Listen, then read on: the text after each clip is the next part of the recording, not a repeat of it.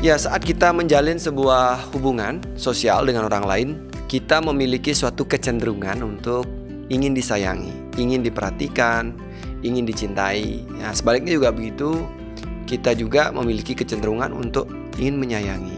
Nah, perlu digarisbawahi dan dikenali kapan saatnya saya menyukai orang lain, kapan saya menyayangi orang lain, dan kapan saya menyukai atau menginginkan rasa sayangnya. Nah, tipis bedanya, tetapi perhatikan.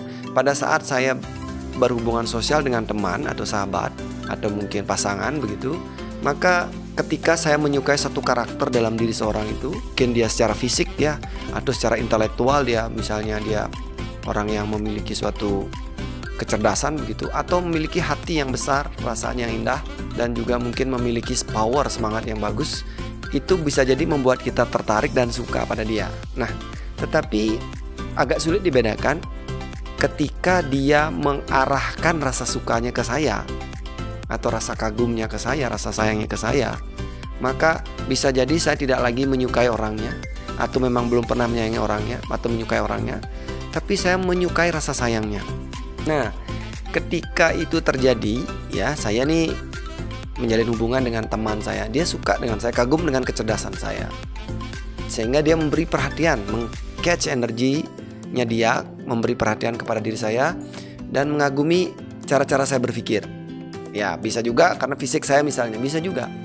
Nah, ketika nanti suatu ketika dia mulai penuh dengan saya, atau dalam tanda kutip mungkin jenuh begitu, maka tidak lagi ia memberi suatu perhatian, karena sudah biasa. Ya, ibarat saya beli handphone baru, awal-awal tuh saya senang begitu ya, begitu jalan sebulan, 2 bulan, 3 bulan, biasa saja. Mungkin tidak seperti awal-awal kita memiliki rasa senangnya.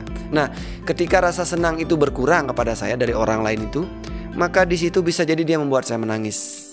Ya, terlebih lagi misalnya dia tidak lagi melihat, malah dia melihat orang lain misalnya, atau membandingkan saya dengan orang lain, atau malah pergi dari saya. Nah, ini akan membuat saya menangis.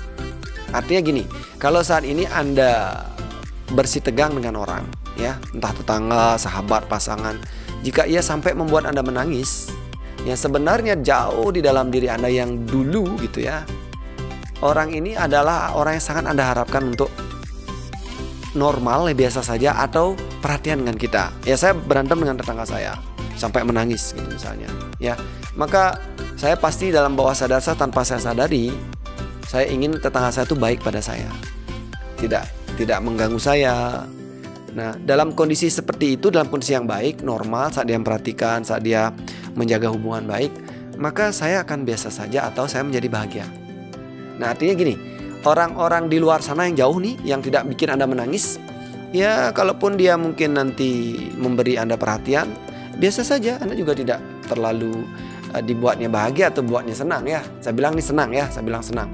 Artinya kondisi seperti ini kalau Anda sadari, orang yang bisa membuat Anda senang ini, kalau Anda membiarkan dia melekat terus buat Anda senang, suatu ketika juga dia bisa bikin Anda menangis sebesar rasa senang Anda.